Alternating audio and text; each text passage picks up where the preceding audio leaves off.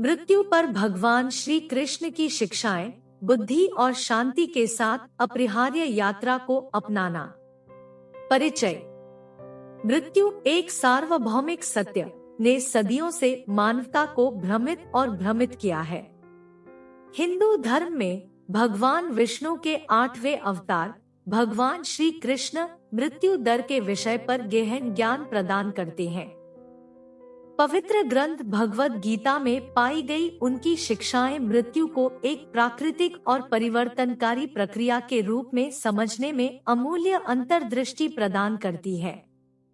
यह लेख मृत्यु पर भगवान श्री कृष्ण की शिक्षाओं की पड़ताल करता है, आध्यात्मिक और दार्शनिक पहलुओं पर प्रकाश डालता है, जो व्यक्तियों को इस अपरिहार्य यात्रा को अनुग्रह और शांति के साथ अपनाने में मार्गदर्शन करता है।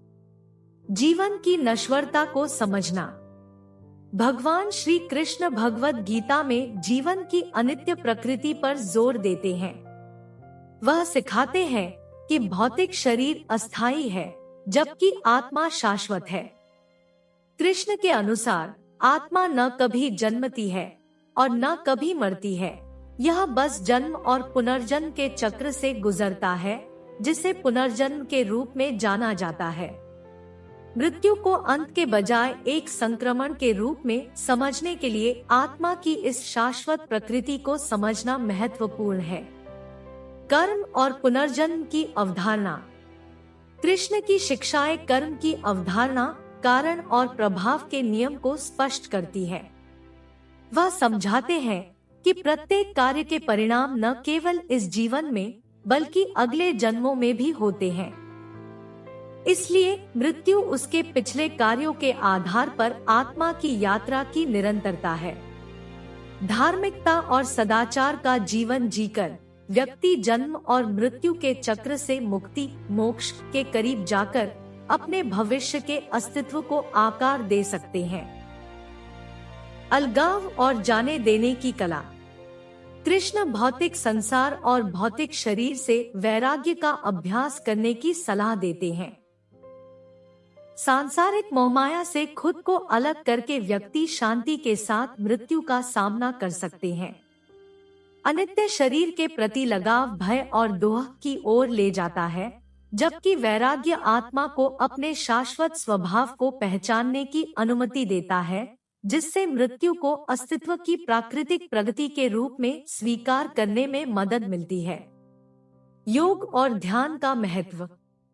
भगवद गीता में कृष्ण योग के विभिन्न मार्गों का परिचय देते हैं, जिनमें भक्ति योग, भक्ति का मार्ग, कर्म योग, निःस्वार्थ कर्म का मार्ग और ज्ञान योग, ज्ञान का मार्ग शामिल है। इन मार्गों के माध्यम से व्यक्ति आध्यात्मिक अनुभूति प्राप्त कर सकते हैं और मृत्यु के लिए तैयारी कर सकते हैं। परमात्मा पर नियमित ध्यान और चिंतन आंतरिक शांति पैदा करने में मदद करता है, जिससे जीवन से मृत्यु तक का संक्रमण सहज और अधिक सामंजस्यपूर्ण हो जाता है। साहस के साथ मौत का सामना करना। कृष्ण साहस और गरिमा के साथ मृत्यु का सामना करने के महत्व पर जोर देते हैं। कुरुक्षेत्र के महाकाव्य युद्ध में उन्होंने योद्धा अर्जुन से मृत्यु के सामने भी बिना किसी डर के अपना कर्तव्य निभाने का आग्रह किया। भगवान कृष्ण सिखाते हैं कि आत्मा अमर है और उसे नष्ट नहीं किया जा सकता। जब व्यक्ति आत्मा की शाश्वत प्रकृति को समझते हैं, तो वे निडरता और स्वीकृति के साथ मृत्यु का सामना कर सकते हैं, यह जानते हुए कि यह केवल रूप का परिवर्तन है। आत्म साक्षात्कार का आनंद। कृष्ण सिखाते हैं कि जो व्यक्ति अपने दिव्य स्वभाव और सर्वोच्च के साथ संबंध को समझकर आत्म साक्षात्कार प्राप्त करते हैं, वे जन्म और मृत्यु के चक्र से मुक्त हो जाते हैं। ऐसी प्रबुद्ध आत्माएं भौतिक शरीर से परे अपने शाश्वत अस्तित्व के बारे में जानते हुए आनंद और मुक्ति की स्थिति का अनुभव करती है। उनके लिए मृत्यु कोई डरावनी घटना नहीं बल्कि परमात्मा के साथ एक आनंदमय पुनर्मिलन है। भगवत गीता में मृत्यु पर भगवान श्री कृष्ण की शिक्षाएं अस्तित्व की प्रकृति, शाश्वत आत्मा और भौतिक शरीर की नश्वरता के बारे में गहन अंतर्दृष्टि प्रदान करती हैं।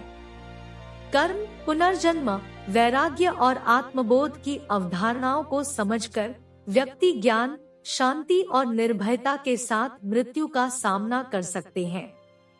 कृष्ण की शिक्षाएं जीवन से मृत्यु तक की अपरिहार्य यात्रा को अपनाने, आत्माओं को मुक्ति और शाश्वत आनंद की ओर मार्गदर्शन करने के लिए एक आध्यात्मिक रूपरेखा प्रदान करती है। सत्य और आध्यात्मिक समझ के साधकों के रूप में हम भगवान श्री कृष्ण की गहन शिक्षाओं में सांत्वना पा सकते हैं, जो हमें अनुग्रह और स्वीकृति के साथ मृत्यु का सामना करने में सक्षम बनाती है। इसे आत्मा की शाश्वत यात्रा पर एक परिवर्तनकारी कदम के रूप में पहचानती है।